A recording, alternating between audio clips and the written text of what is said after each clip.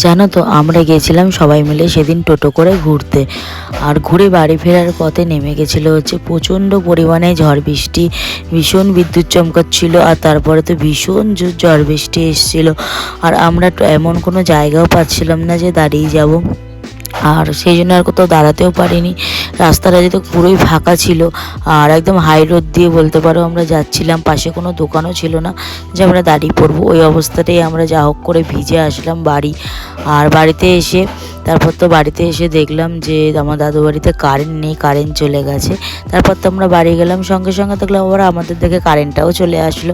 তো যাই হোক, তারপর থেকে মানে সবাই মিলে খেয়ে নিয়েছিলাম হচ্ছে চা ফা খেয়ে আমি এখানে গেলাম হচ্ছে ওই আগে দিয়ে জানো তো মাংসটা ম্যারিনেট করে রেখে গেছিলাম, কারণ আজকে আমাদের প্ল্যান ছিল যে আজকে আমরা ছাদে উনুন ধরিয়ে হচ্ছে কাবাব বানাবো।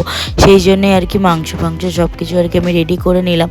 তারপর এখানে আমার দাদা হচ্ছে উনুনটা ধরালো, যেহেতু আর কি কয়লার আছে উনুনের মধ্যে কাবাবটা তৈরি করব, সেই জন্য কয়লা দিয়ে ভালো করে উনুনটা ধরে নিল।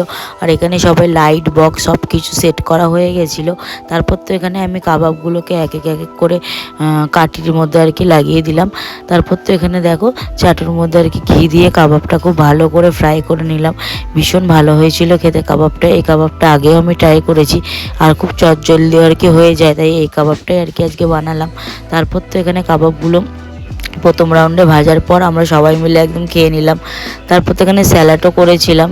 তারপর তো এখানে সেকেন্ড রাউন্ডের ভাজাটা চলছে, আর আমরা তো অনেকজন মিলে ছিলাম আর ভীষণ এনজয় করেছি সেদিনকার।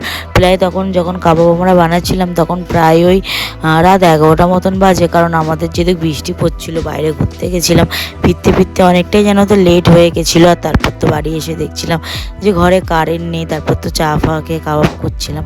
তো যাই হোক, তারপর তো এখানে আমিও খেলাম, ভীষণ ভালো হয়েছিল খেতে। আর তারপর তো এখানে আমরা একটু মুড়িও মেখেছিলাম কাবাবের সাথে। আর তারপর দেখো সব কিছু করার পর এদের দুজনের অবস্থা